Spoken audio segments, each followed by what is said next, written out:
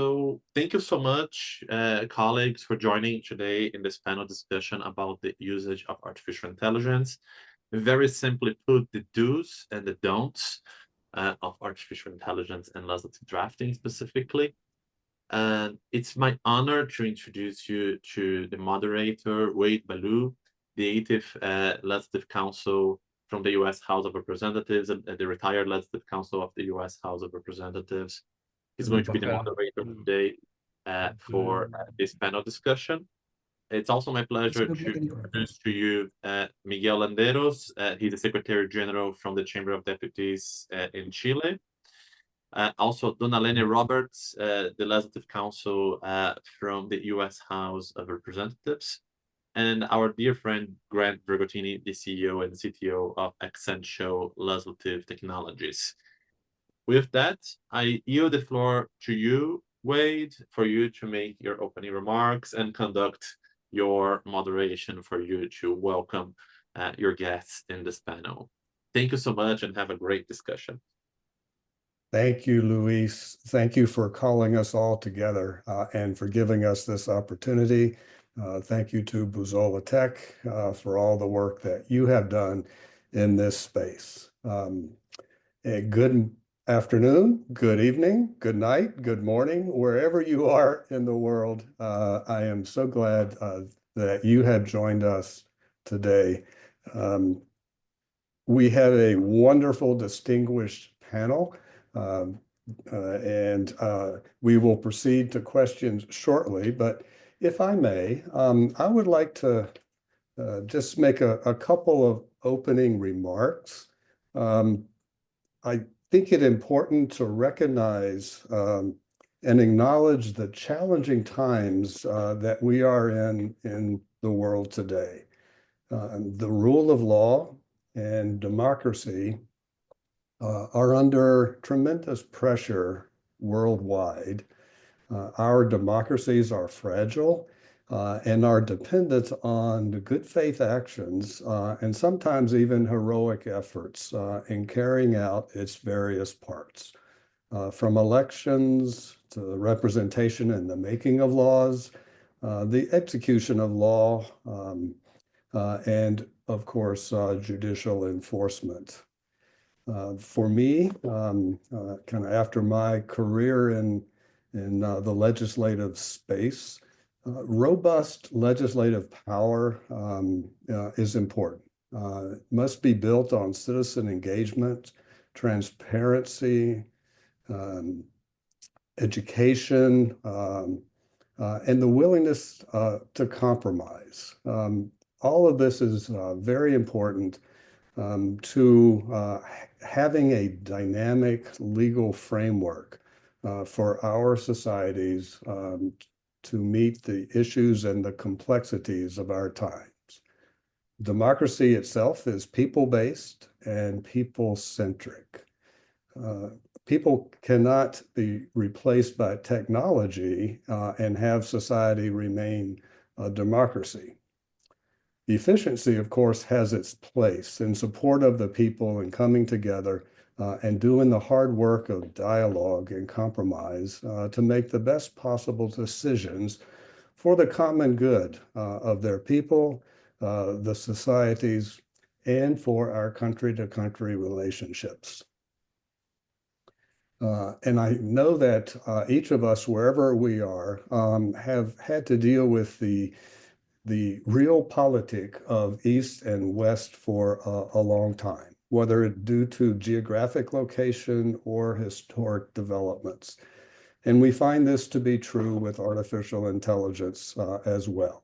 Here in the United States, we look to Silicon Valley and AI, to ChatGPT, Claude, Gemini, etc. And of course, coming from China, we look to AI, and most recently their breakthrough technology with DeepSeek.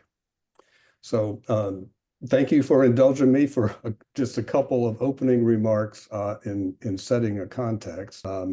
So now, kind of a surprise to the other panelists.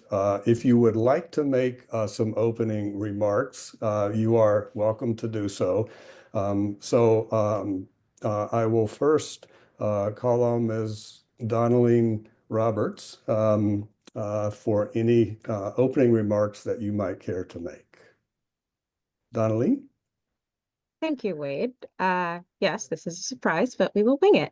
Hi, I am Donalene. I have been with the Office of Legislative Counsel for close to 6 years, and I am in the Commonwealth Association of Legislative Councils working group on AI and legislation. There are essentially 4 tracks to this, and I am leading one of the subgroups on assessing the risks with using AI to draft legislation.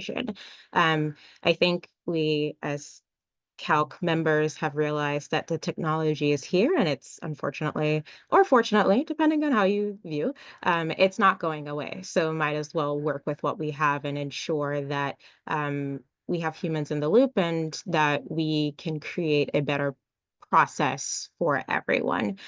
So I will be with my fellow group leaders publishing a track in terms of like a risk assessment for other countries to follow, as well as a analysis or a survey of what other countries are doing. And so far we have researched a couple of countries to see who has been implementing AI to draft legislation, what is the I guess, reception from the people in their parliament or their governing body, as well as the average citizen. So it is not ready, at least my portion of this particular group effort is not ready to be shared. But if you are interested in getting involved, I'm sure you can just reach out to the Commonwealth Association of Legislative Counsel and they'll be able to help you get on this group. There are other tracks. So one is trying to develop the level of, to develop prompts that you can use to make sure that you get a good output. The other one is just assessing which technology is best suited for using AI to draft legislation. And one is, I'm sorry, really hyper technical that I can never remember how to translate that to the average person. So I'm just not going to butcher it. But if you are interested, you can, again, reach out and I will be happy to connect you to other people on that. And I think with that, I am going to pause here. Wade, thank you. Thank you, Donalene. Appreciate it. So, I didn't mention anything before, but from my perspective, I think you have been the deepest thinker about AI in our office. And so very much appreciate having you on the panel today. So Grant, may I now turn to you for your opening remarks. Thank you, Wade. Nice to see you. So let me first just tell you a little bit about who I am. I am Grant Vergottini. I'm the CEO of Xcential Corporation. And I'm also a technologist. I'm not a lawyer. I write software for a living. So the technology is always the exciting aspect of what I do. I've been building legislative drafting systems for 23 years now.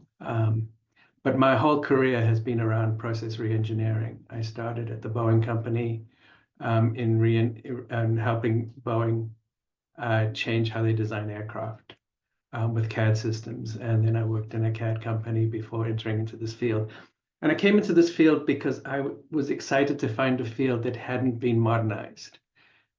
23 years ago, it was still, to me, far behind the times compared to where I'd been. And I thought I could really bring a new approach, given what I knew and what I'd done in a very different field, but a field that had faced similar challenges. It seems to me my whole career, actually going way back, my father was a draftsman. I was a draftsman. I was supporting drafters at Boeing, and now I support legal drafters. If my life can be defined in one word, it is drafting. One of the things I've learned, though, in the 23 years I've been here is that this is a very difficult space to do innovation. And for me as a technologist, that is quite frustrating. But I also think that that is possibly a good thing. I don't think you want your government to be changing radically all the time. I think you want measured change in government. The technologist in me says that you must force change. You must make change happen. We see it in the news all the time right now. Another South African entrepreneur's view is that you change it, you force the change, and then you see what breaks and you fix it. In software, we do that all the time. That's how you build software. If you need to make a big change, you make the change and then you fix it back to working. But you can't do that with a live system. And these systems are live systems. They're working. You can't break it for a period of time and see what's broken and fix it back. You have to take the system online. And sometimes you have to take it online for a long period of time. So when you're working with a production system, the changes must be measured. So we have to be very careful as AI comes into this field in choosing what we add and when we add it and whether it's appropriate or not. And a lot of the things that I think about and worry about is how these systems will be updated. I'm no longer the much younger me eagerly seeking to just inject technology into the system. Rather, needs to be a much more measured approach. So I'm excited for what AI can do. I find it strange that with time I've become kind of the voice of caution rather than the one go, go, go. But I think that comes with understanding the field and the importance of what is done in this field. Thank you, Grant. I now understand, I think, that Miguel has corrected the sound challenge. So, Miguel, may I come back around to you?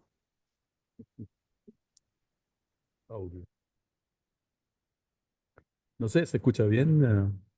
You're hearing me? ¿Se escucha? Perfecto. Ok. Voy a hacer la presentación de nuevo y la falla la hicimos expresamente, va a ser a 2 veces la presentación.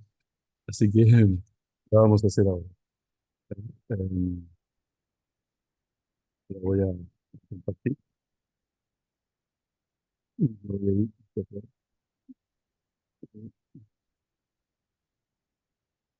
Okay. Bueno, nuestro proyecto se llama Caminar. No tiene la traducción caminar, si bien es cierto, es andar en inglés. Tiene un doble significado. Primero es un acrónimo que significa el proyecto de inteligencia artificial de la Cámara de Diputados. Y en segundo lugar, caminar, porque como bien nos decía Grant, en esto al principio hay que caminar. Después uno puede correr. Por el momento teníamos tantas dudas cuando el proyecto comenzó que lo mejor era caminar. La primera cuestión que nos planteamos era cómo enfrentar la inteligencia artificial. Las primeras noticias que tuvimos sobre inteligencia artificial fueron a principios de los años 2000, exactamente. Y ahí surge este proyecto como una respuesta de innovación a los retos que iba a enfrentar la Cámara de Diputados en el desarrollo de las nuevas tecnologías. Habíamos trabajado mucho en digitalización de texto, en digitalización del proceso legislativo, pero se nos venía encima, después seguramente vamos a hablar más de ello, habían ciertos problemas que necesitábamos solucionar. Primero, la instantaneidad de tener el debate disponible, y lo segundo es que dentro del marco de la ley, que la ley tuviera una redacción correcta por una parte, pero una estructura correcta por la otra. Cuando llega inteligencia artificial, lo que hace inteligencia artificial es que pone a disposición la posibilidad de que tu base de datos opere sobre lo que tú estás haciendo, el pasado opere sobre el futuro. Porque yo puedo con mi base de datos saber si mi proyecto de ley tiene impacto en la regulación que hoy día tengo vigente y cómo lo hace. Pero además, si lo que estoy redactando lo hago bien. Esto depende, ¿no es cierto?, del prompt que uno vaya creando. Tenemos un problema, lo debemos reconocer.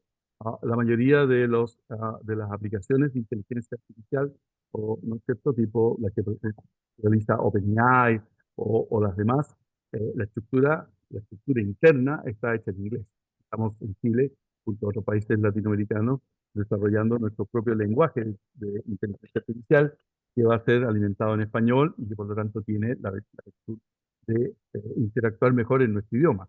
Lo que hace ChatGPT hoy día es traducir del inglés al español, prácticamente. El proyecto tiene principios. El primero es solo usar la base de datos legal. No puede ir a otra base que no sea la base de datos legal chilena. La segunda, que es relativa, y se los voy a mostrar por qué es relativa, es que hay validación humana. La tercera es que también regula lo que denominamos, ¿no es cierto?, los sesgos. Hay aplicativos que tienen sesgos y hay otros aplicativos que no tienen sesgos. Y después, el sistema chileno es muy jerarquizado en la norma y por lo tanto la base legal que usamos es conforme a qué norma prima sobre otras. Y eso nos permite tener asistentes que puedan irnos solucionando algunos problemas como se los voy a mostrar en unos minutos más. Yo ahora voy a mostrar solo el caminar legislativo y el caminar muy breve, el caminar que estamos haciendo para aplicaciones móviles, que tienen que ver con el aparato legislativo. Pero también hay desarrollos en materia administrativa, muchísimos, y en lo que dice relación con la institución.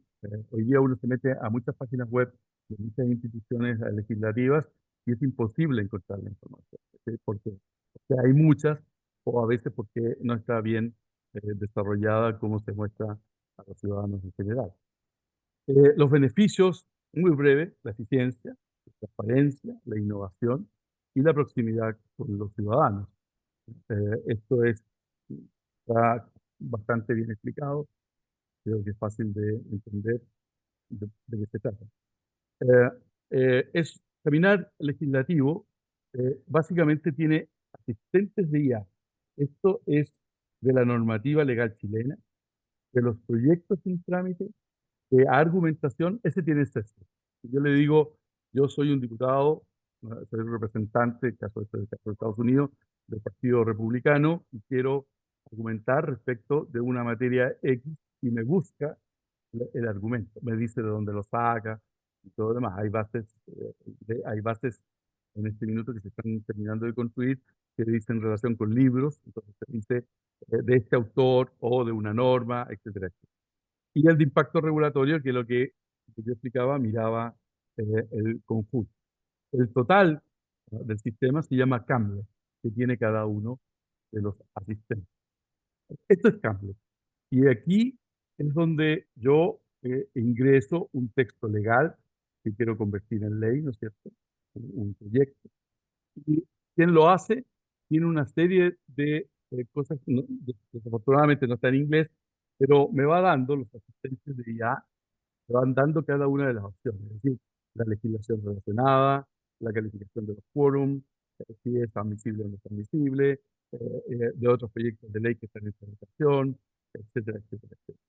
No tengo el tiempo para mostrarlo completamente. Lo mismo pasa con la redacción de los textos legales de las comisiones, de los comités. Hoy día estamos, no con todos, pero con una gran mayoría, en tiempo real, porque la gracia de esto es que en tiempo real yo hablo y me transcribo, tal cual lo está haciendo en este minuto mi traducción a través de los captions, ¿no es cierto?, el Zoom. Y también lo aplicamos a la ley de presupuesto. Y aquí en el caso de la ley de presupuesto es de las entradas del Estado, de los gastos, de las enmiendas que presentan los legisladores. Todo es digital, todo es con aporte de inteligencia artificial. No voy a demostrar con detalle. Y esto es la novedad, que es el proyecto que está hecho en los móviles. Es decir, hoy día los parlamentarios se están usando de manera experimental para buscar proyectos de ley en tramitación, que lo que hacen. Hemos puesto un ejemplo en inglés de lo que ellos buscan. Esto es en español siempre. Pero yo hago la pregunta en el chatbot nuestro.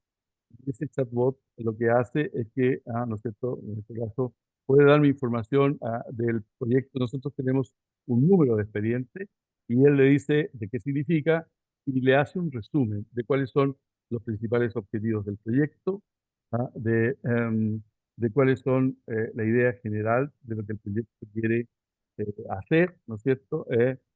Cuáles son los cambios que proponen en la regulación, etcétera, etcétera, y le da la base de datos respecto de cuál es el estado del proyecto.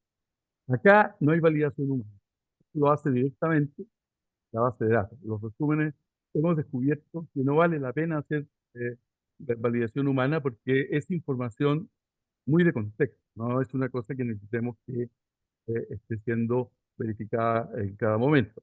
Nosotros todas las semanas ponemos nuestras bases de datos al día y por lo tanto tengo la información ya por los resúmenes de los proyectos de ley que están en tramitación durante este periodo legislativo.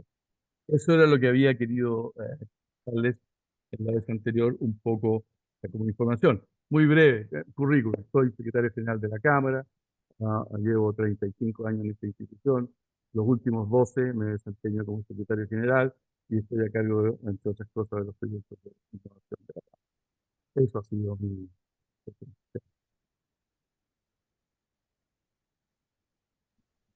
Thank you very much, Miguel. It is impressive to see a holistic, integrative or integrated operation kind of from the beginning through the end. I look forward over the years to see how you refine that, and it becomes something that the rest of us can hold up as an example of the possibility of what we can move toward. Now, as we turn to today's questions and answers, I want to make a couple of assumptions that we are going to assume for our conversation that the database that we will be using, or the databases plural, for any large language model it meets all the integrity requirements, it meets the cybersecurity requirements, and that any AI that is used is actually being used in compliance with the organization's AI policies.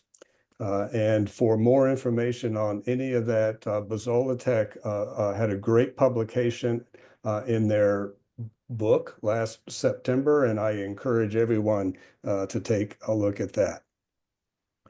We know that legislative drafting, while it must be grounded with legislative expertise, it also must reflect the needs and values of the society that it serves.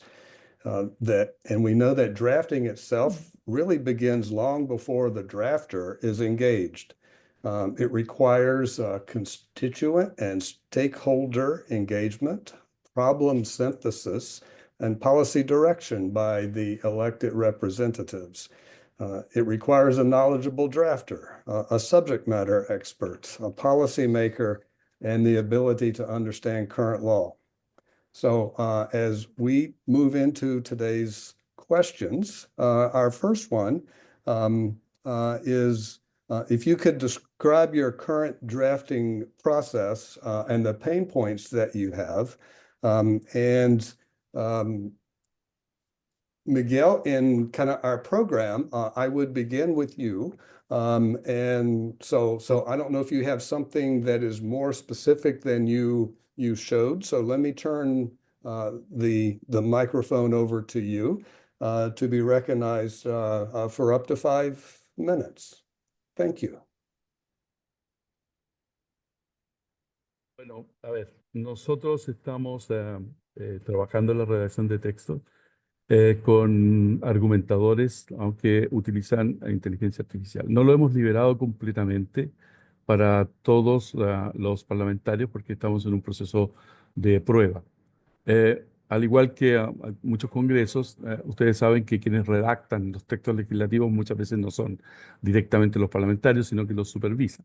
La idea nuestra es que los staffers que hacen esto tengan las herramientas de inteligencia artificial y después son validados por el parlamentario, por el diputado, el senador, cuando tengamos eso con el Senado, que valida que lo que hizo el staffer, ¿no es cierto?, tiene un componente de inteligencia artificial. Para eso hay un mecanismo que está disponible dentro de la propia plataforma. Esto es una plataforma digital y entonces perfectamente nosotros hoy día sabemos, o vamos a saber en realidad, porque hoy día no lo sabemos, cuándo están utilizando las herramientas de inteligencia artificial. La idea nuestra es colocar sellos que digan esto está hecho con inteligencia artificial o esto no está hecho con inteligencia artificial, y esa declaración para efectos de transparencia lo va a tener que hacer el parlamentario. ¿Cuándo empieza a operar? Estamos llenando las bases de datos de los proyectos en tramitación. Nos falta un poquitito. Tenemos un grupo de colegas, de abogados que están trabajando en ello. Creemos que en el mes de junio vamos a estar en condiciones de partir ya formalmente con todos los asistentes elaborados. Hay temas muy nuestros que no quiero explicarlo, pero nosotros tenemos diferentes quórum de aprobación de las leyes y por lo tanto tenemos que tener todas las sentencias del Tribunal Constitucional nuestro. Nosotros tenemos la justicia constitucional separada de la justicia ordinaria, ¿cierto? Tenemos una Corte Suprema, igual que en los Estados Unidos, pero tenemos un Tribunal Constitucional al tiro europeo que lo que hace es que revisa la constitucionalidad de ciertas leyes. Y por lo tanto, esa base de datos no está completa. En cada sentencia dice algo de algún texto legal y cada texto legal nosotros lo marcamos dentro de nuestra base de datos diciendo, mira, esto, el quórum es simple, el quórum es supramayoritario, etcétera, etcétera. Eso es por una parte.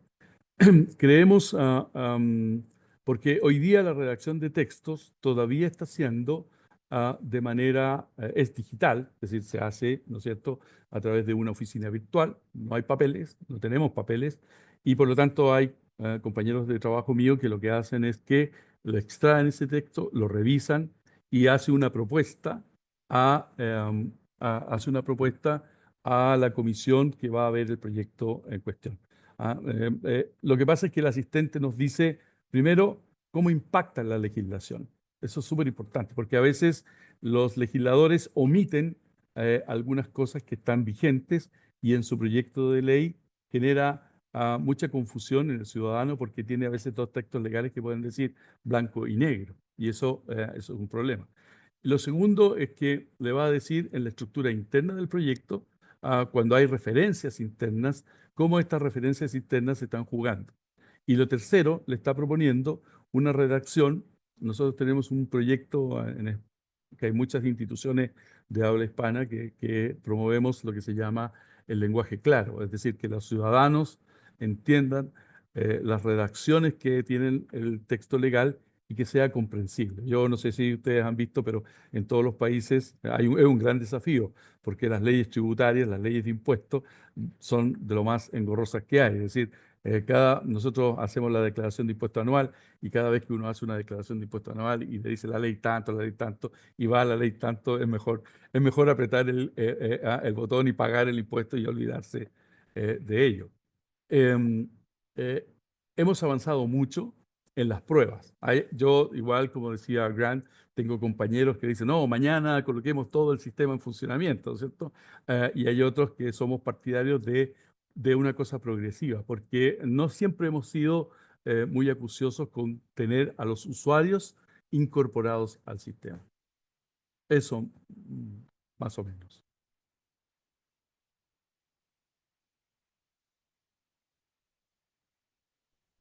Thank you, Miguel. Over to Donalene. Recognize you for 5 minutes. Thank you, Wade. I don't presume to know if we are all drafters, so I'm just going to take a step back and briefly explain the process from a more simplified view. So in my opinion, the drafting process typically starts with ideation and ends with the publication of effective language or language that takes effect. And so in our way, in terms of on the federal level, a member of Congress will come to us with a request, and that's typically sourced from maybe the news or complaints, really, and that can be from the average citizen or a lobbyist. And so for us, when we get the request, we tend to issue spot and trying to figure out whether this is already a law, whether there are problems with the text, is it requiring something but not enforcing it? Are there penalties? And trying to figure out how we can strengthen the text. And so maybe we do a little bit of research, then we start writing. I love, after having written it, to then play devil's advocate so that I can, again, try to find as many loopholes as possible so that once it gets introduced and it goes through the 2 rounds of debate, at least in Congress, so that would be on the markup or at the floor, and it can get amended at that point, that before going to the Senate and then to the president to sign. That's how it works in the US. Again, not presuming to know where everyone is from and how that works. So with any process, there are naturally pain points. And for me, I think of them in 2 buckets. One is whose ideas get made into legislation, and then the ability to review the volume. So if you are inundated with concerns, how do you pick which issues to work on? How do you ensure that your constituent issues are being represented, or they don't get lost in the noise? This sometimes means that the squeaky wheel gets the grease, right? Like the ones who speak the most or who has the most money, they get their issues worked on. And so that results in a narrower set of issues that make it into legislation. That's one avenue. The other avenue is you have so many issues to work on, let's just try and tackle as much as you can.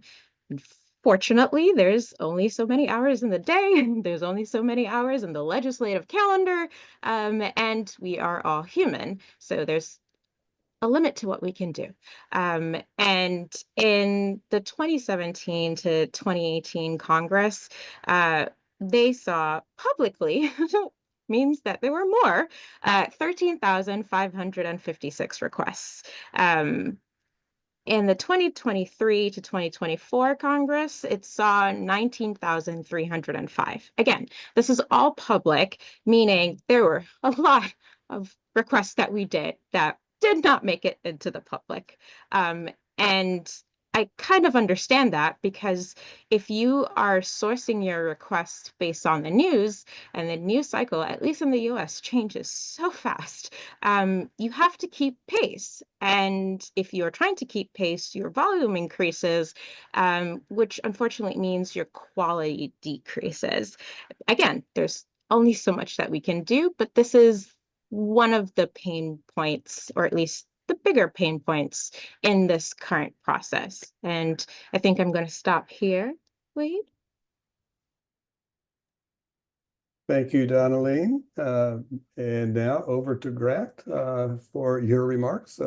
5 minutes on the question.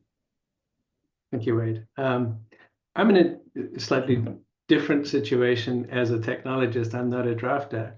I support a number of different legislatures and parliaments around the world and in the US. So the pain points that I see are going to be different than what other people see. My job is to lay the groundwork, to create the infrastructure that will enable these technologies to be deployed over time, and to make sure that we're putting those technologies, laying the groundwork correctly so that we can best take advantage of them. The biggest pain point I have personally, or the company I own has, is the sheer time it takes to put all this infrastructure in place. It takes 3 to 5 years just to stand up a new system, to get all the pieces in place. And that's a long time, and it means we can only do so many different jurisdictions in the world. Yet the need is much greater than that. So what we're looking at now is, how can we use these technologies, not in drafting, but how can we use these technologies to learn the rules of drafting, and learn the rules of the various legislatures, and automatically configure the systems to adapt to these various needs, rather than us have developers go and work on site for 3 to 5 years, trying to understand and piece together what the rules are. Just understanding what the traditions are, understanding what the rules are, how things are formatted, what language is used and what language shouldn't be used, what words are forbidden, what words are allowed. There's so many rules that you have to understand. Have the system learn that rather than having us try and figure it out through endless interviews and documentation. And I think this is for us, this is the biggest move forward that we're going to be able to make, is to be able to stand up these systems and have them auto configure to the different needs around the world very fast, with machine learning and technologies like that.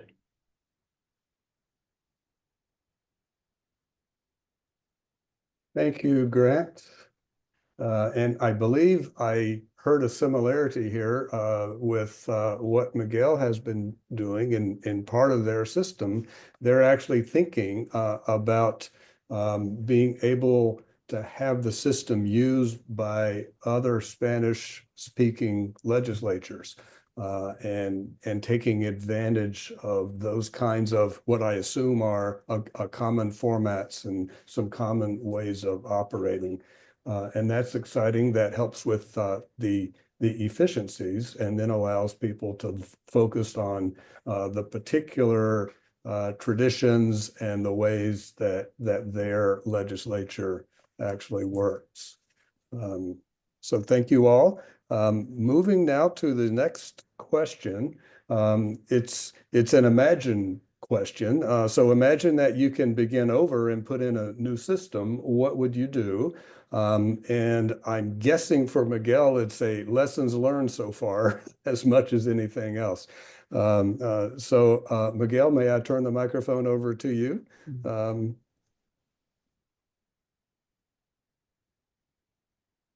Bueno, voy a tratar de ser creativo. Es difícil imaginar de nuevo, porque lo que haría, por supuesto, sería corregir errores. Uno de los errores, a mi juicio, es que al principio fuimos un núcleo muy cerrado de desarrollo. No compartimos con masa de mis colegas el trabajo que estábamos haciendo. Entonces, después cuando pusimos en práctica todo lo que había que poner en práctica, empezaron a surgir las dudas y empezaron a surgir las correcciones de lo que estábamos haciendo. Y probablemente de aquí a junio lo vamos a tener que volver a hacer. Nosotros, además, estamos en un plan que es automatizar toda la Cámara, es decir, no solamente es esto, o sea, mucho más, es decir, estamos incluso cambiando la sala de los comités, la estamos llevando a un estándar completamente digital, es decir, todo es digital, hemos cambiado el mobiliario, hemos cambiado los computadores, hemos cambiado los servidores, etcétera, etcétera, etcétera. Entonces, de lo aprendido, creo que la interacción con el usuario es muy importante. Porque la fase, alguien preguntaba, creo que preguntaba Miriam González, aprovecho de contestarle. Claro, no todos los staffers y no todos los legisladores están usando hoy día las aplicaciones. Recién partieron en enero los parlamentarios y ahora tenemos que integrar a todo el equipo de staffers, que es muy importante, como yo explicaba. Tal vez deberíamos haber hecho hace 3 años atrás, cuando partimos, ¿no es cierto?, el 2020, haber hecho mucho más amplio pero quisimos hacerlo de manera más cerrada porque era una tecnología nueva y no sabíamos lo que íbamos a hacer. Por lo tanto, y además, porque hemos evaluado todos los modelos. Alguien preguntaba cuál estamos usando. Hoy día usamos OpenAI, pero usamos OpenAI por una razón. Porque nosotros tenemos tarjetas NVIDIA norteamericanas, tenemos servidores Dell norteamericanos, y porque tenemos restricciones al uso en algunas cosas que no podemos usar otra tecnología. Porque tú usas tarjeta NVIDIA que es muy selectivo, es de alta tecnología, sobre todo las H100 que tenemos nosotros, y entonces no podemos usar otra tecnología que no sea de los Estados Unidos, y no podemos usar, por ejemplo, DeepSeek y otro tipo en ese tipo de servidores, en ese tipo de aplicaciones. Hay otras cosas que vamos a hacer con el Parlamento Europeo y por lo tanto ahí vamos a tener que usar Anthropic, usar AWS para nuestra base de datos, etcétera, etcétera. Entonces, hay Esto tiene que ver también con un tema de desarrollo mundial y de que al final ustedes entenderán que los creadores tienen que resguardar sus derechos intelectuales y por lo tanto nosotros tenemos que proteger esos derechos de esas empresas en las tecnologías que desarrollan.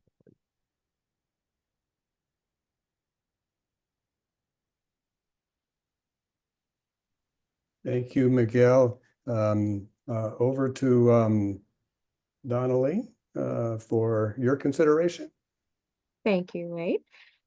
So I wouldn't put in a whole new system given the risks associated with the technology, which we will get into a bit later. But what I can imagine is a system in which AI augments rather than replaces the human in the loop. For ideation, I can imagine it would be helpful to track citizen complaints so that you can effectively address the needs of constituents.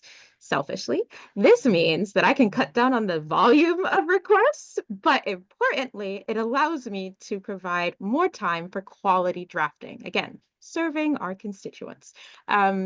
If I could dream, and this is a little bit nerdy, so I'm sorry for the non-lawyers in the room, I would love to have the ability to just click a button and have all of my internal cross-references checked for consistency.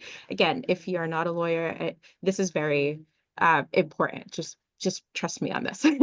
And then lastly, I would love to get to a point where the technology can accurately summarize legislation. Selfishly, this means that I can problem solve why the AI generated output does not reflect what I wrote, which means that it's not reflecting what the client actually wants. And so then I can problem solve where is the breakdown and try to ensure that the text that I wrote is as effective as possible. And process-wise, this enhances readability and the accessibility of the legislation to the average citizen. I know Miguel had mentioned earlier that tax laws are cumbersome. Yes, they are. And that might just be the case in almost every jurisdiction. But if you can simplify that in a way that the average person can read, and engage with, but you still retain the legal loopholes and intricacies and rabbit holes that you need for it to function, I say that is a win. So I think that is what I would like at this point. But if the technology gets better, then we can dream even more. Thank you, Donalene. I think it is really interesting to get the perspective of the entire chamber and how to think about that part of the process, to get the perspective of a drafter and what it's like attempting to get out what the member wants. So over to you, Grant. How do you tie all this together? Actually, I'm going to echo what Miguel and Donalene said. Invariably, when we replace systems, we're replacing a 30-year-old system. And the idea is that we're going to completely demolish the whole system and build an all-new system from scratch. That's thinking of the past. The systems have gotten too big, and technology is simply changing too fast to keep doing that. The systems we put in place today can't be expected to last another 30 years when the technology that we're using today is going to be obsolete in 2 years. The systems have to be built in a way where they are adaptable, where you replace one piece after another. For instance, you build a freeway system through a city, you don't demolish the city, put the freeway system in, then figure out how everything's going to work around the freeway system. You work around what you already have in place. And that has to be the mindset going forward. How do we make these systems so that as these technologies come and go, we can adapt the whole system to these different ways? One other thing I wanted to pick up was what Donalene said. I had a use case just a few weeks ago where I was going through some legal documents, and they all had definitions in them. And each document had definitions that applied to that document. I had reviewed these documents, I'd approved these documents, they all looked fine to me until I put them in use. Now I had to use them. Suddenly, now that I actually had some way to use these documents, I realized that the definitions were inconsistent. They didn't work together. I realized there were holes in the definitions. that you could drive through, and I couldn't keep it all in my head. I just could not figure out what my way through all these documents were, keeping in mind that this definition only applies here, and this very similar but different definition only applies there. That's something that at the time I was thinking, that's a perfect application for an AI tool to help me see my way through this, to help me see where I have holes, because no human is going to be able to do that in a timely way to give me the answers that I wished I'd had a tool when I was approving those documents months ago, so that I could have seen the holes that I was approving, and now it was too late. So it's those sorts of tools. How can we bring those into the tool set we have today? Can we add them as they become available? Because even if they're not available today, they'll be available tomorrow. Thank you, Grant. You all perfectly captured, I think, the bookends of my career. In that when I began, once I learned an area, I was able to keep it in my head. Yes, I needed to check a bit, but I was able to keep it in my head. When I retired, I could no longer keep it in my head. There might be a few reasons for that other than age. And so our next question is somewhat designed at getting at that problem. So what kind of risk does this new system pose really to the drafting profession and to the institution? So kind of the, working in the new software, working in the AI, kind of, something that you would actually do, there are risks. And the particular focus that I'm looking at is to the profession itself, and then is there harm possibly to the institution? So for this first answer, Donalene, I will turn to you, and the floor is yours. Thank you, Wade. So I'm sure some of the other panelists might address this, or that we have heard some of these things before, that AI has a high error rate sometimes. It can produce hallucinations. Using it in a government tool can cause the erosion of citizen confidence in the process. There's always questions of who owns the data, the sensitivity of the data that's being used, issues of confidentiality, etc. But I think I would like to focus on two particular things that don't quite get as much attention when we talk about the risks of using AI in drafting. So that would be cultural issues and drafter dependence. So for cultural issues, imagine that you are trying to legislate something that is culturally appropriate in your country, but the algorithm is trained on data that suggests otherwise. Now there's a significant likelihood that the output is not going to reflect the cultural needs of your constituents. That means you would be failing your constituents, and that's just not a great thing. And so I realize that there is a risk when you use out-of-the-box software, but this can be mitigated, right? You can use narrowly tailored prompts so that you limit the output of the AI generated output to your jurisdiction. So instead of asking AI to write you a bill on X, Y, and Z, you say, write me a bill on X, Y, and Z for this particular jurisdiction, given this particular context.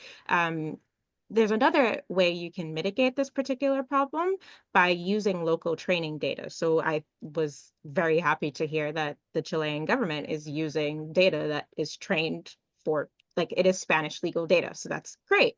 I know that I grew up in a small island, and there's no way that my small island would be able to generate enough data for the algorithm to be trained on it, right? And so I think, as I think Wade was trying to allude to earlier, that it might be best if you have data that is not necessarily trained on your particular country, but trained on similarly situated countries, right? So I grew up in St. Kitts, and so instead of just limiting the data to, say, kits. It would be perhaps limiting the data to the Leeward Islands or the Organization of Eastern Caribbean States or just the Caribbean at whole, right? That's how you can get enough data that will ensure that the cultural needs of your particular jurisdiction, such as like what are the human rights norms in your area, the gender norms, or the disability intercultural things that Miriam Gonzalez was alluding to. That's one way that you can ensure that you have a better chance of getting representative outputs from AI. So the other aspect is drafter dependent. And again, I'm going to break that down into two buckets. So that is overconfidence and loss of knowledge. So with overconfidence, think about it. If you give AI simple tasks because it can excel at that, and you probably don't have enough time to do everything, so you outsource what it is good at and what is simple, that means you trust the AI to give you a good output. And if you trust it, you're probably going to check it less and less and less for errors until one day that trust is broken because you found an error. And maybe that's a minor error, maybe that's a major error, but because that trust is broken, you're now questioning everything. You want to go back and review every single thing that you've given it that you didn't have a chance to review. But the whole point of using the AI in the first place was because you did not have the time to do that, right? So that is just not feasible right now. And the other aspect of this is the loss of knowledge, right? So if you have given AI something that is very simple to do, over time, you might not be able to draft it. So in our office, we typically work or learn by doing. So you will be given certain sets of requests or certain types of requests, and you learn through repetition. And once it's like just always at the forefront of your mind, you can easily churn out this particular type of request. But if you're not doing that anymore because you've given it to AI, that memory has gone to the back to make space for other things. And now, unfortunately, you don't know how to check the AI for problems, but also you don't know how to write it yourself if the AI stops working for some reason. So to mitigate both of those things, you can do periodic spot checks. You can ensure that every few months you are making sure that the AI is still giving you the correct output. That means that if it doesn't give you the correct output, you have shortened the window of requests that you now need to review to make sure that it's not a problem. The second aspect of this is making sure that you have a database of model text so that you can always refer back to how it is properly written or properly drafted in case you have to do it yourself. You can do an error checklist to make sure that when you or anyone else is reviewing the AI output, you know that this is what you're looking for, this shouldn't be there, this is what is in an ideal circumstance, so that you can just keep it moving. And then the last thing is just every few months writing it yourself, right? Like making sure that you are continuously building that muscle for these particular requests. Thank you, Donalene. Grant, over to you. I want to pick up on what Donalene said about data dependence. A couple of years ago, I was working with someone to get some ideas using ChatGPT. To me, ChatGPT is a glorified search engine. So I feed it very terse requests and get back answers which I sift through. Then I noticed someone else using the system, and I hadn't really ever watched someone else, and someone who wasn't as technologically sophisticated as me. And I noticed that the way she was interacting with the system was quite different from how I would interact with it. And she was asking very polite questions. Please, can I have? Thank you. The sentences were well structured. I didn't bother with that because to me, it's just a computer program. But then I realized that not only was she interacting with it that way, she was treating it as a human and believing the results much more than I was. And suddenly I realized that as I build software, I'm not building it for myself. I'm building it for someone who may not understand the workings of that.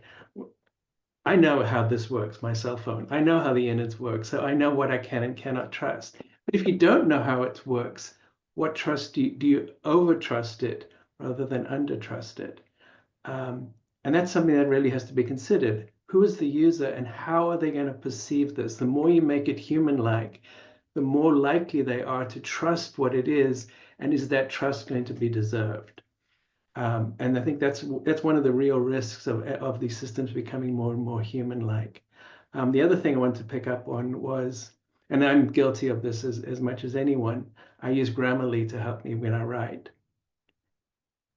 And it figures out all my grammatical errors. So I'm getting sloppy. I just write it however I want to write it, and then I let it fix it. And I don't know necessarily why it did that. I just know it's more correct than I am. Am I losing the ability to write good English? And that's just a simple case, because I'm starting to rely on the computer to do the detail work for me. If we extrapolate that through AI, where do we go? How do we become less and less educated ourselves because we don't need to be educated? And as that starts happening, what are the risks of us not having the knowledge to know when the computer system is taking us down the wrong path if we can't detect it anymore because we aren't ourselves educated enough to tell where are we headed? Thank you, Grant. And now, Miguel, over to you for your consideration.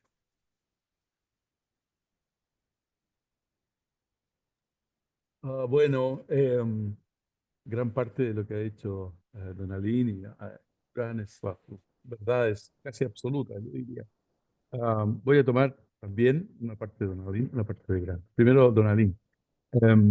Es efectivo. Si el gobierno de Chile, no el Congreso, el gobierno de Chile está con países latinoamericanos, con universidades, trabajando en un lenguaje que sea LATAM, que tenga de Latinoamérica su cultura, lo que somos. O sea, porque hoy día ustedes han visto trabajar los modelos de inteligencia artificial que hacen análisis, ¿no es cierto?, lógicos y uno puede ver cómo va deduciendo las cosas. Entonces, cuando uno usa ChatGPT lo hace en inglés y va siguiendo parámetros en inglés. Se habrán dado cuenta aquellos que habrán usado alguna vez los programas chinos como DeepSeek y otros, que uno hace la pregunta en inglés y después empieza a desarrollar en chino y al final le da el resultado en inglés o en el idioma que ustedes quieran. Entonces, para nosotros que somos de una lengua que es distinta, es complejo porque me puede estar dando los parámetros de sesgo de una cultura que es completamente distinta a la mía, ¿no? Y de hecho, después, en el idioma que tengamos en LATAM, tenemos que además ver cada especialidad, porque si bien es cierto, somos muy parecidos, pero no necesariamente iguales. Tenemos historias distintas y por lo tanto nos hace diferentes. Es decir, no es lo mismo quien vive en una isla que quien vive en un continente, a pesar de que dice que los chilenos vivimos en una isla porque tenemos el desierto por el norte, la cordillera por un lado, el mar por el otro y los hielos eternos por el sur.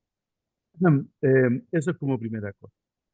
Como segunda cosa, la verdad es que también hay riesgos internos si no hacemos algo. Porque si no hacemos aplicaciones que los legisladores, los staffers y los funcionarios, en este caso de la Cámara, del Congreso chileno, tengan habilitados para usar, ellos van a usar de todas maneras los aplicativos gratis que están disponibles en distintos sistemas, desde, ¿no es cierto?, de OpenAI hasta DeepSeek, pasando por toda la gama que tienen aplicaciones gratis. Y eso es incontrolable, porque no sabemos exactamente en qué lo están usando. Si para llenar ¿no es cierto?, para argumentar un proyecto de ley, para hacer una redacción del proyecto de ley, para poder, ¿no es cierto?, argumentar. Y ahí no hay fuentes, no sabemos las fuentes. Es decir, claro, tendríamos que pasar OpenAI si es que usan ChatGPT y buscar con ChatGPT si eso fue hecho con ChatGPT, pero tendríamos que pasarlo por cada uno, ¿no es cierto?, de los chatbots que hoy día existen, que son muchos, ¿no es cierto? Yo siempre le digo a mis colegas secretarios fiscales de estos parlamentos, que los parlamentos somos reticentes a los cambios, porque yo, ¿no es cierto?, nos cuesta. Y en el comité, no sé, yo siempre digo, vayan a cambiar la sala del comité de apropiación del Congreso de los Estados Unidos, que es maravillosa, con el cuadro arriba pintado por Blumini, que tiene 200 tantos años, y digan, y vayan a ponerle computadores como lo estamos haciendo nosotros. Primero, no es posible porque la tradición es muy fuerte. O cuando tramitan la ley de presupuesto, que te vayan a decir a un representante, no, usted no puede hacer en papel la enmienda, la tiene que hacer a través de un sistema que creó Wade o que sabe quién diablo dentro del Congreso, y hay un tema de confianza con los sistemas. Tal vez quienes somos los más jóvenes en esto, pero parlamentos menos apegados tanto a las tradiciones, lo podemos hacer más rápidamente. O cambiar el sistema de votación del Parlamento inglés, que pasan por un carrusel y que hay dos señores que están contando con unos relojes si efectivamente las personas pasaron o no. Entonces, es distinto a mi parlamento, que las elecciones las hacemos con un botón, las votaciones las hacemos con un botón, y todo lo hacemos con un botón, porque culturalmente ya lo tenemos subido. Entonces los riesgos son, alguien también preguntaba, entiendo que Donalene preguntaba esto de los riesgos. Los riesgos son muchísimos cuando tú no tienes el control de esto, porque lo van a usar igual. De hecho, hoy día, a pesar de lo que nosotros estamos haciendo, el Parlamento chileno están usando cuentas de ChatGPT pagadas que cuestan $20, ¿no es cierto? Y que no sabemos de dónde viene la información. Eso es lo que queremos controlar. Por eso que esa pregunta la hicimos al principio. Los riesgos están, hay otros riesgos adicionales, ¿no es cierto? Efectivamente, va a costar muchísimo ver los costos que esto va a tener, porque hay costos ambientales. Ustedes saben que los sistemas de base de datos requieren mucha agua. Agua no es lo que el mundo más tiene, agua, digamos, de consumo humano, porque tenemos que usar para el riego, qué sé yo. Eso es caro, hay que evaluarlo, cuánto significan, porque estamos hablando de muchos procesamientos, de grandes computadores que requieren para su enfriamiento, para que puedan funcionar correctamente, ¿no es cierto? Una gran cantidad de recursos naturales que también hay que evaluar. Por eso que también nosotros hemos sido un poquito ah, reticentes a un uso masivo internamente por el momento, que queremos evaluar los costos que tiene, no solo los costos financieros, que es fácil de determinar, sino que los costos que implica para un país que cree, ¿no es cierto?, en el carbono neutral y que cree en un montón de cosas relacionadas con los recursos naturales.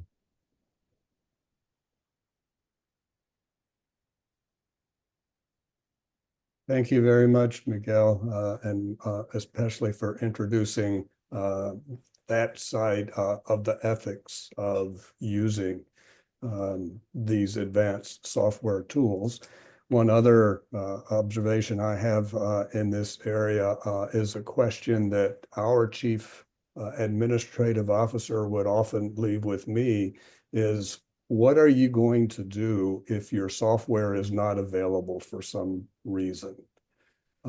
So we have had times in our past where we did not have access to the software and only had the traditional pencil and a pad of paper. And does the drafter know, can the drafter find the right models? Does the drafter know the language in order to actually produce the needed draft in the moment? So looking at your current process, how would you modify that process? And Grant, we'll begin with you for about 3 minutes or maybe slightly less, as we're beginning to run short on time. Thanks, Wade. Well, in my case, I have I have a number of different implementations of a system, and they all vary in quite a few ways. What we've tried to do is set up structured data, set up information so that it can be retrieved and can be used. What we now need to figure out, though, is we built these systems before these tools with language models even existed. Can we now retrofit them? And that's something that's proving to be a difficult question to answer. How do we retrofit these systems where we didn't know to anticipate what was coming? and how long is it, and what's it going to take to make those changes. We use XML databases, we use query languages. That makes it possible for us to query and look inside these documents and be able to do things with these documents. But unfortunately, it also makes the documents opaque to an AI system because it doesn't know how to look inside those specific databases that we have. So now we have to like turn around and think, oh, we've closed the data off rather than opened it up. How do we change that? What mechanisms are we going to have to build or put in place or dismantle that will make that possible? And then along with that, thinking about, in particular, things like search and compare. What can we now do that we couldn't, that where the tools we built in the past are now limiting tools compared to what we can do? And when do we start swapping those out and replacing them with newer technologies? Thank you, Grant. Miguel, call on you for your consideration on. Bueno, hay una pregunta que sí, la pregunta más compleja es la que hace el colega, ¿no es cierto? ¿Qué pasa si no tengo las aplicaciones? Yo voy a dar una respuesta parcial, porque la verdad que tampoco tengo la respuesta completa. Nosotros tenemos muchos sistemas de respaldo en una cámara que es digital. Cuando tú no usas papel, tienes que tener 20 respaldos. Es decir, tenemos la autonomía para funcionar internamente por una larga cantidad de horas en el Congreso. Pero, ¿qué pasa si hay un blackout, por ejemplo, de OpenAI? Hay una alternativa que son otros lenguajes que tienen, porque no lo quise mostrar, pero uno puede usar Anthropic, puede usar con mayor o menor eficiencia. Ahora, si hay un blackout general de todos los sistemas, bueno, ahí ya escapa a lo que hoy día tenemos. Una de las gracias del desarrollo de tu propio lenguaje, lo que está haciendo el gobierno de Chile, es que lo puedes tener, hay versiones también que tú puedes tener en casa, en tu casa, es decir, en tus servidores, ¿no es cierto? Lo tiene DeepSeek, hay varios que lo tienen. También nosotros tenemos algunos de esos que están en mi casa y por lo tanto en mi cámara, y por lo tanto yo puedo con eso trabajar relativamente, ¿verdad? Porque no son las versiones más potentes del. ¿Y cómo mejorarlo? Bueno, es que este es un proceso continuo de mejora, porque uno de los prompts, algo decía Donalene hace un rato de que cómo vamos mejorando a través de una suerte de templates que tengan los prompts adecuados para ir viendo. Nosotros, pero incluso con trabajos que han hecho mis compañeros, derechamente ellos con OpenAI, con sus cuentas personales, ellos iban agregando sus propios prompts a sus cuentas para ir mejorando y optimizando el sistema. Lo que hemos descubierto es que lo mejor es preguntarle, oye, ¿cuál es el prompt que tú estás usando para que ese prompt que tú uses puedas, ¿no es cierto?, pueda utilizarlo el resto de tus compañeros. Esa es una tarea de aprendizaje, de mejora de los sistemas, que es extremadamente importante. Y lo que estamos pensando es tener una suerte de control de calidad de las respuestas, que lo va a hacer un grupo independiente, una unidad independiente. Pero para eso necesito que los órganos internos me aprueben los recursos necesarios porque significa contratar gente especializada. Hoy día lo hacemos por la vía de la reconversión. Siempre hay alguien que queda fuera del sistema, ¿no es cierto? Y lo que hacemos es que a él lo reconvertimos y ya está haciendo un trabajo distinto. El mejor ejemplo, que alguien preguntaba, no me puedo extender en eso, es el tema de la transcripción del debate, porque el transcriptor propiamente tal no está quedando fuera, pero lo que ahora necesito es el redactor. Y él tiene que revisar las reglas gramaticales, que algo decía Graham, porque las reglas gramaticales no las puedo perder, que si no, no voy a saber si lo que me está diciendo está bien redactado o mal redactado. Y eso vale en inglés, en español, en el idioma que sea. Y por lo tanto hay una reconversión de ese trabajador a una tarea incluso muchísimo más especializada, que requiere que yo también invierta en él para que él para que pueda mejorar su brecha si es que no es un especialista en lenguaje, si solo es un un transcriptor. Ni hablar de los traductores, con el perdón de Gina, que entiendo que lo hace muy bien, pero la traducción también es algo que debe mirarse. Hay países que son multilingües, por ejemplo Canadá, y el Parlamento Europeo, donde hoy día España, que su mayor problema es si la transcripción que están haciendo y la traducción posterior es exacta al idioma o no. Es bien complejo, es un tema que va a ser de mucho análisis en los próximos años y nosotros lo tenemos bastante presente en nuestros desarrollos.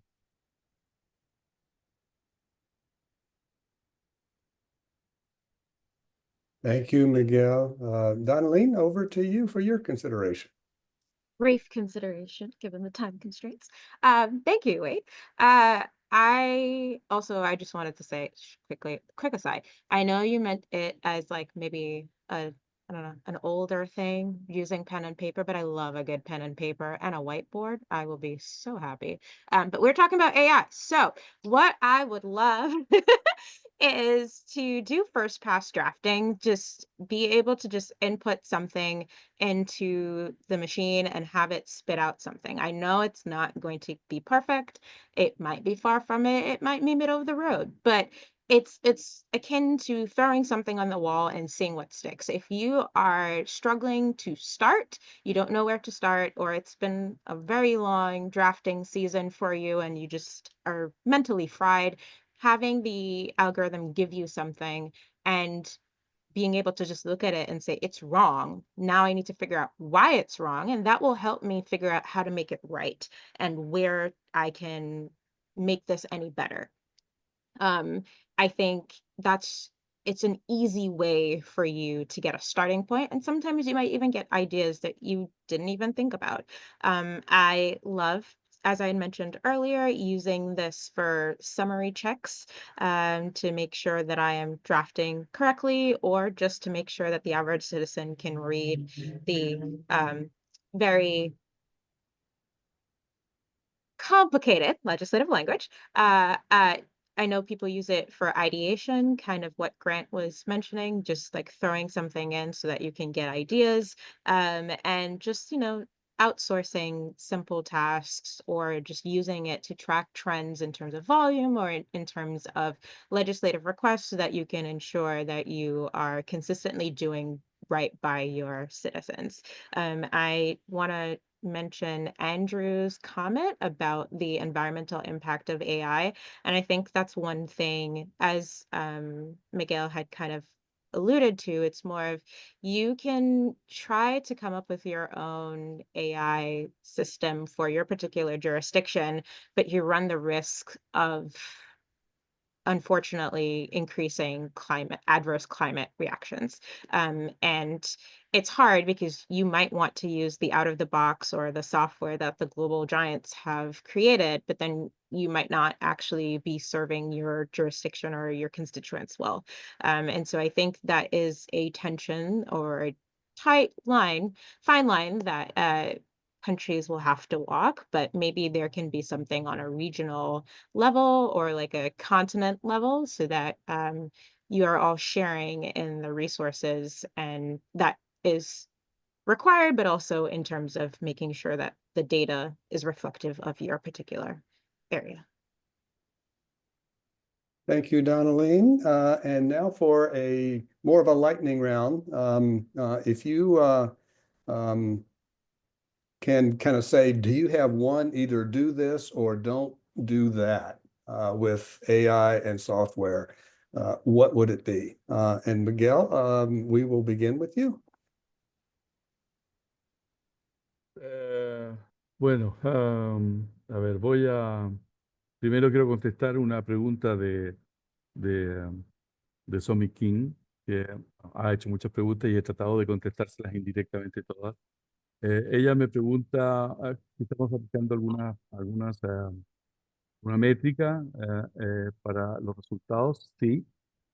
Y cómo validamos que sea esto bastante, nos aseguramos de que sea confiable y además que sea preciso lo que nos hace. Es decir, hay una fiscalización humana, efectivamente, en el PPT completo que va yo no lo quise mostrar, pero cada vez que se está haciendo una validación interna, es decir, si los resultados que entrega la IA son correctos, y eso hay un equipo de ingenieros que lo están validando. Yo siempre hago una broma y digo que hoy día en el servicio de la Cámara de Diputados hay más ingenieros que abogados, porque tengo tantos ingenieros que ellos van a terminar tal vez haciendo las leyes y van a, en una de esas, pueden ser bastante mejores que las que hacen los abogados. Em, eh, el qué hacer o el qué no hacer, la verdad es que es muy difícil de determinar porque depende del grado de desarrollo de los países en materia digital. Yo si me comparo con alguien, es con Brasil, que está, yo creo que en algunas cosas un paso arriba de nosotros, pero además ellos tienen muchos recursos. Yo trato de aplicar lo que hago en Chile a la isla que nos decía Donalene, probablemente a lo mejor va a ser complejo porque a lo mejor su base de datos no está disponible. El proyecto que nosotros estamos con la Unión Europea, que queremos abarcar a toda Latinoamérica, pero vamos a partir por algunos países, es justamente de que puedan digitalizar sus bases de datos. Yo voy a colocar un ejemplo que es cercano a los Estados Unidos, que es el ejemplo de México. Es un tremendo país al cual le tengo mucho respeto, mucho cariño, conozco su legislación, conozco mucha gente, pero México, por ejemplo, no tiene una base de datos legal común. Entonces tiene una el Senado, otra la Cámara de Diputados, otra el Poder Judicial, otra el gobierno. Entonces a veces uno no sabe cuál es la ley vigente en el caso mexicano. Entonces queremos que ellos tengan un sistema como Ley Chile. Hay otros países que tienen sistemas legislativos donde te dicen, no, si nosotros lo tenemos digital porque está publicado en el boletín oficial de la ley, pero no es Ley Chile que está sistematizado. Entonces, ayudarlos a que puedan sistematizar sus sistemas legislativos, que puedan emplear. Estamos enfocados en eso. Tengo los recursos aprobados, tenemos recursos de la Unión Europea, estamos haciendo un programa, vamos a hacer una actividad en Chile en junio para poder enseñarles cómo ir partiendo primero por ordenar sus bases de datos. No, yo siempre pienso que cuando uno sale afuera tiene que mirar la realidad de ese país y no la de uno porque puede ser diametralmente opuesto. Y no tiene que ver necesariamente con recursos, a veces tiene que ver, como yo decía, con tradiciones de los países, de hacer las cosas de una determinada manera. Creo que la asistencia mutua que Brasil puede hacer, por ejemplo, con África, con países de habla portuguesa, es muy importante. Lo que está haciendo Canadá también es muy importante. Lo que pueden hacer países que tenemos más recursos para que otros países puedan tener sistemas, me parece que es muy valioso. Hoy día es más fácil cruzar la frontera. Ese es como, no quiero dar una receta, haz esto o no haz esto, porque es muy difícil. Yo creo que a cada cual lo suyo conforme a su desarrollo, conforme a su cultura, conforme a lo que cada país quiere. Y estamos dispuestos nosotros, de este pequeño país, a aportar aquello que le sea útil a los demás.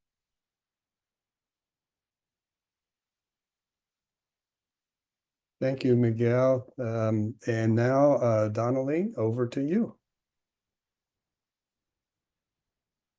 Thanks, Wade. So a quick one do and one don't. One, always have a human in the loop, partly because AI fails, but also just because it is easier for you to catch the nuances or the cultural requirements to be able to effectively serve the constituents. They're just some things that AI is never going to be able to pick up on, and you should always make sure that the legislation is serving its people. And then don't, and this is maybe more of a do, but like, don't have an AI system in which you don't actually have policies, right? Like you need to be able to have like someone who's in charge of doing periodic spot checks. You need to have someone who's in charge of ensuring that it is consistently trained or it's consistently kept up to the cybersecurity requirements. You need to make sure that you are consistently training the drafters on how to use this particular system, because what I as a drafter would input into the system, because I am a junior drafter versus my more senior experienced drafters, what they would put into the system are a little bit different. And and we will get different results, unfortunately, and you want to make sure that everyone is on a level playing field so that you will be getting back the results that will serve the constituents best. So I think that would be my quick do's and don'ts. Thank you, Donalene. And now Grant, you're the last one here. Right, I'll go quickly. The most important thing that I would say is to consider the human factors. As technologies get rolled in, they need to motivate the people who use them, not make them fear their job security. I've built software where I was excited about what it did, and when I showed it to the drafters, they were terrified by what I showed them. You need to remember that people have earned law degrees. There's value in those degrees, and the technology should make what they are able to do better, not replace what they are able to do. If you treat it as a replacement technology, you're only going to meet resistance, and it's going to be rejected in the long run. So the better approach would be to work with the drafters, understand what their real problems are, and how you can help them do their job better, not do the job for them. Thank you, Grant. As a leader in the office, I made that mistake on more than one occasion. And so I assure you it is a real problem, especially in the development of a new idea. So kind of that's another topic that we can get into another time. I want to thank all of the panelists for your excellent input and observations. A number of issues have been done really well. And I'm just so appreciative that we've been able to tease out some wonderful things.